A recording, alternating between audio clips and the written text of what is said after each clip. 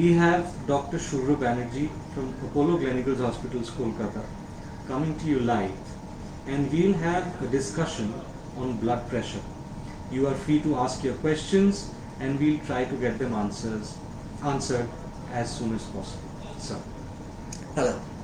Hi. Thank you for joining me, and I'm sure we are going to have some good discussion.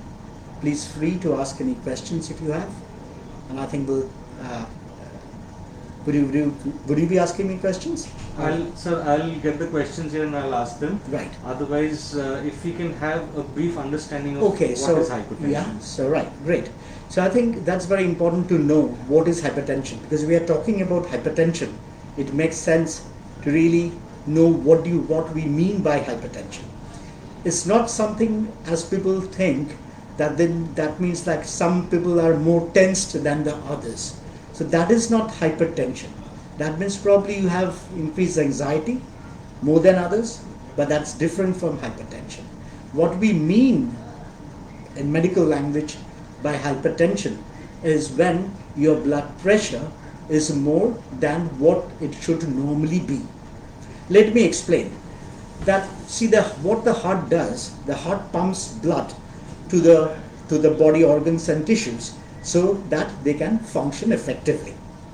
Now, to do this, the heart needs to have a thrust, a minimum force with which the blood would be propelled to the other organs of the body. So this is what is blood pressure. So the blood pressure is important for the heart to pump blood to different body parts. Only when the level of blood pressure in an individual exceeds what is normally required and it is sustained, then only we say that the person has hypertension. Okay, there's a small question that one of our viewers has. Is low blood pressure as bad as high blood pressure? Okay, that's a good question. See, if your blood pressure is low without there being a reason for that, for example, there are some conditions which can cause low blood pressure. For example, if you're bleeding, if you're having diarrhea, vomiting, or you have some endocrinal causes which is actually causing the low blood pressure, then of course there is something to worry about, and we need to correct the cause so that your blood pressure becomes normal. But otherwise, if in absence of a disease you have low blood pressure, then that's not bad. In fact, that could be good for you. Blood pressure which is on the lower range has been associated with longer survival. Unless of course you have blood pressure and you are on medicines and your blood pressure suddenly dropped too low, making you symptomatic, that is a different issue. Then of course we need to cut down on your blood pressure tablets. Otherwise, low blood pressure is not bad for your health. Getting back to hypertension, if you could briefly give us the causes for the disease. Right. See, basically hypertension, we see of two types. Firstly, it's called primary. Primary in the sense there are no cause for it, and it's often genetic. So we do not find any cause on investigation, but most of these patients would have a family history of hypertension. That is either of the parents probably were hypertensive and they just inherited it. At times there may not be any history in the parents as well, and this could be some sort of a new mutation for which he has developed a high blood pressure. And this accounts for the majority of the cases. In a small fraction of cases, high blood pressure may be due to some other cause. And what are these? For example, some has a kidney problem, or as I've said, some endocrine problem, or they are taking some drugs which can cause increase in blood pressure, or they may have a sort of heart problem for which the blood pressure may be high. This is a congenital heart disease I'm talking about. So these are the conditions probably for which there is a cause for high blood pressure, and these are called secondary hypertension. And why this is important to find out is that if you have a cause for blood pressure, then of course that needs to be treated as well. Otherwise your blood pressure won't be controlled. And there are certain simple things. For example, if some people take some painkillers, That can cause increase in blood pressure, or some anti-allergics, or those who take nasal drops, some decongestant on a regular basis, some cough suppressants. If these things are taken for an indefinite period of time, they can give rise to hypertension. And a simple measure to reduce your blood pressure level would be to stop these medications. And what would be the symptoms of hypertension? Yeah, this is a very interesting question, because most of the time, if you develop high blood pressure, it may not be associated with any symptom. And that happens most of the time. And that's why hypertension is called silent killer, because it would damage your body, but may not cause any symptom to start with. Of course, in some relatively small proportion of patients, they can cause symptoms. For example, headache, weakness, fatigue, and sometimes chest heaviness, excessive sweating, palpitation, shortness of breath. These are all non-specific symptoms, but still high blood pressure may be associated with the symptoms, and so often that's normally why we check the blood pressure if you have any of these symptoms. So what could be the consequences of hypertension? Right. So as I've said, hypertension, this high blood pressure, you see, it may not cause any symptoms to start with, but that doesn't mean it's dangerous. It is dangerous. And why I would tell you so? Because it doesn't cause symptoms. That's why people often, they are not detected initially. Unless you check your blood pressure, if you are not having a symptoms, then it won't be detected. And if the blood pressure lasts for a long period of time, then they can give rise to hardening of the arteries and narrowing of the arteries. And depending upon which arteries are affected, they can have various consequences. For example, if the blood supply, that is the arteries supplying blood to the heart, if they are affected, that can give rise to angina or heart attack. If the arteries supplying to the brain are affected, then it can give rise to stroke or dementia. If maybe the arteries to the kidney are affected, that it can cause kidney failure. If the arteries to the eye are affected, that can cause blindness. If the arteries to your limbs are affected, they can give rise to peripheral vascular disease, and such on. So arteries, see, if you just realize that all tissues of your body would need blood supply which come through arteries. And so hypertension has the potential to affect all of these body organs. So that's why it is dangerous. A question we have from our listener here. What is labile BP? Is it common? What are the reasons for getting this? Yeah. So by labile hypertension or labile BP, what we mean is the blood pressure level at times when you check it would be on a higher side. And if you just check it once, you will probably categorize the patient as a hypertensive. But at the other times you may find that the blood pressure may be normal. So this is what is called labile hypertension. That is, the increase in blood pressure is not sustained even without being on any medication.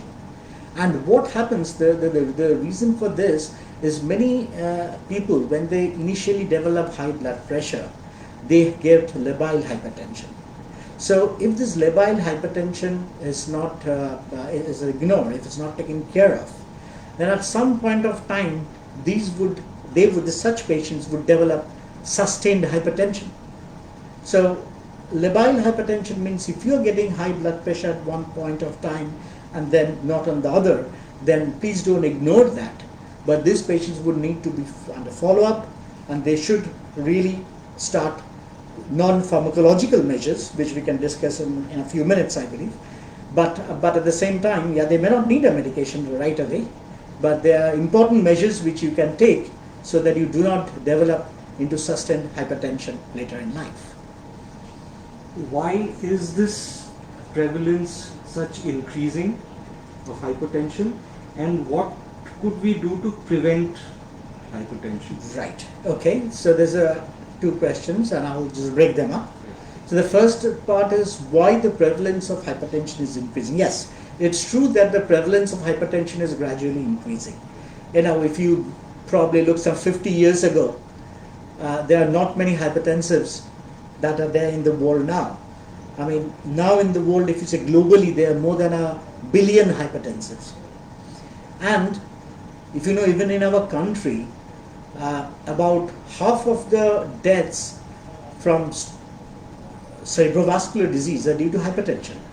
And hypertension accounts for about 25% of death from coronary artery disease. So it's so severe, so important. Now, but why the prevalence is increasing? The most important reason, I think, why the prevalence is on increase is because of the lifestyle. See, and the lifestyle includes a lot of things. Firstly, we are being accustomed to a fast way of life, at least till recently, not in the last few months, but previous to that, if you think that we are always very busy, we have seldom time to rest, we are sleeping less, we really trying to meet deadlines, so we are always very tensed. So this sort of a stress is a very important thing which contributes to hypertension. And then when you are under stress, it promotes bad habits. You know, you don't have the time to eat adequate food or outside appropriate food. Then what do? You eat all junk foods. You know, that's you don't have an option in that case, probably, because you are so busy, you don't have the time, you just buy some burger from somewhere maybe and you eat it, and that's bad for you. You don't have time for exercise. Well, you do have time, but that's an excuse you would normally give, because you would like to give everything to do your work. And then you start smoking to relieve your stress. So all these things would add up and increase the chances of your developing high blood pressure. And to add to that, I would like to also say that's what's happening now. How much exercise do we normally do? We are actually, we are just going out in a car. We are not walking. We are trying to save our time all the time. And then, so we are doing less exercise. We are taking the elevator. We are not taking the stairs. So all these things are actually adding the risks of developing hypertension. So I think we should keep in mind this primitive ways of life was perhaps better in a way that we develop less of these non-communicable disease problems. Can high BP in early 20s be cured? And what are the major causes of high BP in youngsters? Yeah, I think that's what I just mentioned.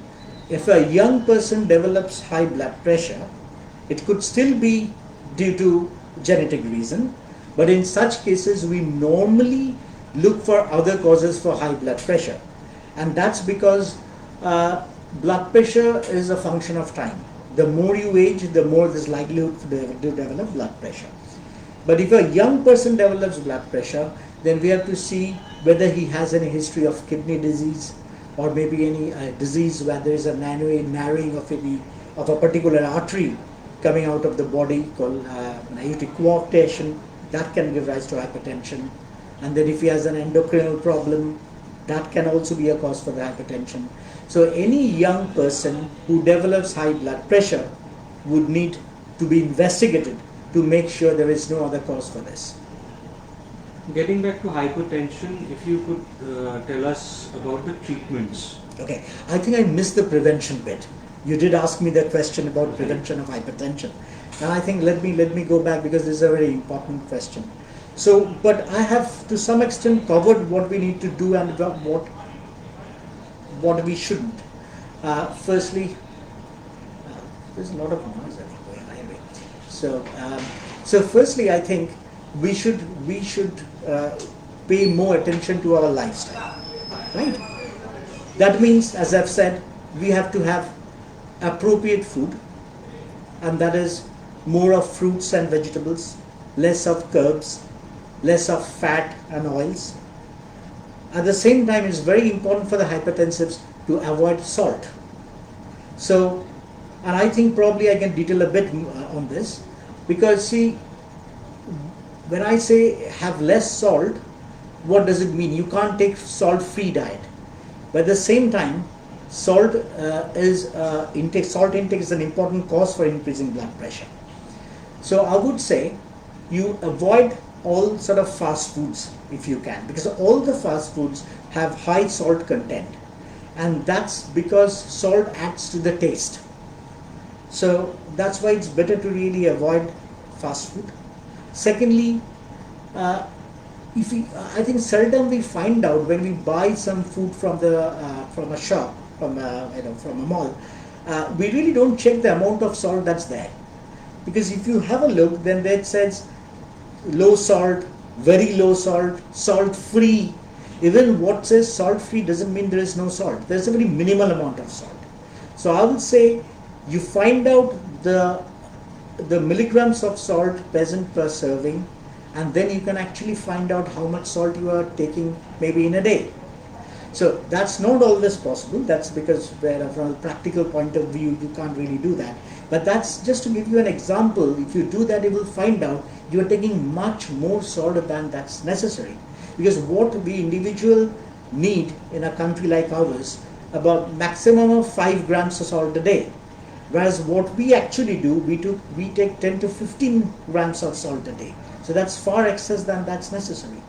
And also sort of prepare the food stuff in such a way that you need less salt.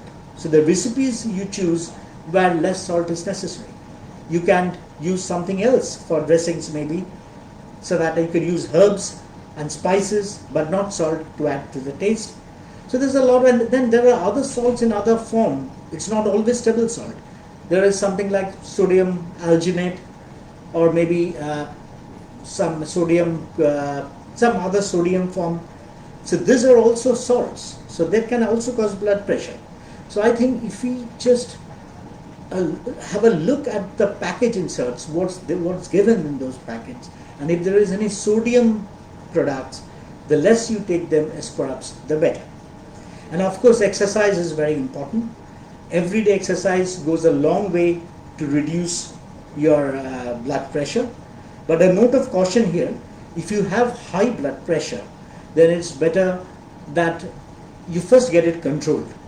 If you have a too high blood pressure, it may not be right to do some vigorous exercise. You can always do walking, but if you're thinking of doing any vigorous exercise, then ask your doctor, and if you have a very high blood pressure, get it reduced to some extent, and then carry on your carry on your exercise so that your blood pressure remains controlled. So after that, I would say giving up bad habits, for example, smoking. This can also increase your blood pressure. And a very important thing for blood pressure is sleep. If you do not have adequate sleep, that has been shown to cause rise in blood pressure. So adequate sleep is very important for blood pressure control. Now, these are all different non-pharmacological lifestyle things which you can do to modify your risk factors, reduce your blood pressure. But often all these things may not suffice, and you may ultimately need some medicines. So there are different medicines which would reduce your blood pressure, and your doctor would help you with that. But what I would like to say is that there's a common pitfall. Often what people do is, once they find that on medication the blood pressure is well controlled, they stop medications, or simply they reduce it. That should never be done. Because if you stop your blood pressure tablets suddenly, then your blood pressure may go up and can have some really bad consequences. So you have to be careful. Do not stop your medications. Do not even reduce them without asking your doctor. And that is, otherwise your blood pressure control would not only get worse, that can give rise to other ill effects like stroke and heart attacks. And this, apart from medications, there are some other measures which are being taken, some more of a research thing. I would just mention them briefly for your interest. For example, now there is something called renal denervation. That's a technique being carried on where you put in a catheter into the arteries to your kidney, and you put in some high electrical impulses which destroy the nerve endings around the arteries to the kidney. And so this is one of the ways you can actually reduce the blood pressure. Also there's other ways, like where you can put in a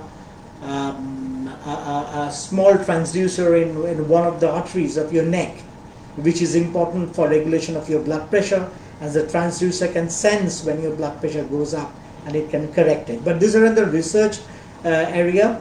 More and more works are being done with them, and these are used only in the refractory cases when we cannot control your blood pressure with pills and with lifestyle changes. So this is in brief what you can do to control your blood pressure. With the current situation, COVID needs to be addressed as well. Yeah, I think that's yeah. Sorry. Uh, do you think people with hypertension are more easily affected or infected by COVID? Or someone with hypertension, does COVID act more aggressively on them? Yeah, I think that's a very important question if you look at the present day scenario. Well, studies from initially from Wuhan, when the COVID was first detected, it showed that some categories of people are getting more infected than the rest, and one of them was those with high blood pressure. There were other categories as well, for example, those with other heart diseases, diabetes, kidney problem, those with malignancy, those with immunosuppression, those with asthma and lung disease. But hypertension was one of them. Now, it's been seen that not only patients who have high blood pressure are more prone to develop infection with coronavirus, but at the same time, the infection in these cases, that is those who have hypertension, is worse than those who are not hypertensive. In other words, the disease behaves more aggressively in those who have hypertension, and the fatality, that is the chances of dying in such patients, are also more than those who do not have high blood pressure. Now the interesting observation came out that if you have blood pressure and the blood pressure is not well controlled, then also the chances of your dying from COVID is more than those who are hypertensive, but the blood pressure is well controlled. So you may not have a control of whether you have hypertension or not. If you're already an hypertensive, you are more susceptible to COVID. But by controlling your blood pressure well, you would reduce the chances of having complications from COVID. Okay. We have a few questions from our viewers here. Someone says, just after lunch or dinner, the level of BP is very high, but otherwise is normal. Yeah. Is it a normal thing for people? Not necessarily, no. I mean, there are several things which can increase your blood pressure. For example, if you're exercising, immediately after exercise, your blood pressure may go up, and that may come down again.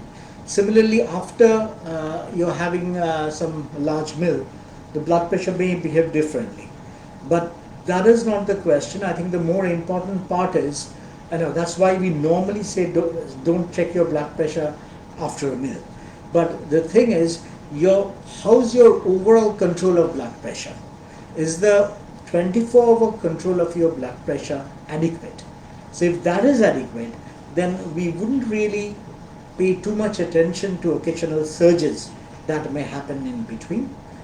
But having said that, I would say that there are certain measures which we can do. Maybe the timing of the drug could be adjusted to see if we can have a better, a more smoother control of your blood pressure, which is of course something which is desirable. Next question asks that at the age of 34 and BP of 140 over 100, I am suffering from dementia too. Does this happen due to hypertension as well?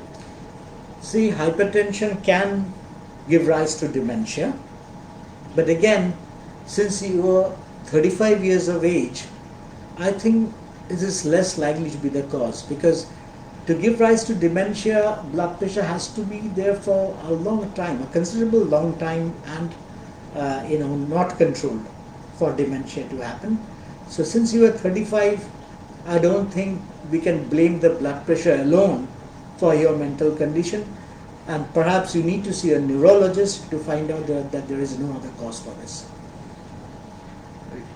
We will keep on having questions, and we would definitely get them answered by you. Just signing off for the session, what are the do's and don'ts if you have hypertension for an audience? Right. Yeah, I think I have more or less covered these things. The do's, I would say, again, just to repeat them, just as a summary, that appropriate food, avoid salt, adequate exercise, give up bad habits like smoking and excess alcohol, have adequate sleep, and if you have other illness, for example, diabetes, kidney disease, then it's very important that you get your blood pressure monitored so that you do not develop complications from that. And if you have high blood pressure, then of course you need to check your blood pressures more regularly. It's useful to monitor your blood pressure at home, so you can buy a machine, that's automatic machines which monitor the blood pressure, which can measure the blood pressure, and you can simply keep a chart. So if you find that your blood pressure is going hayward anytime, then that may be a reason why you should see your doctor so that the pills are adjusted. Don't stop the medications on your own. Always consult the doctor. Even if your blood pressure is well controlled, do not stop the medication. And I think, I think that's more or less completes the advices. And I hope people had a nice time. And I would like to thank them for joining me on Facebook Live. So I'm sure they have actually learnt a lot from this discussion we've had today. And as I said, we will keep on having questions and we'll try and get them answered by you. Thanks again for sharing your thoughts, your ideas, and spending so much time with an audience. Thank you, sir. Thank you.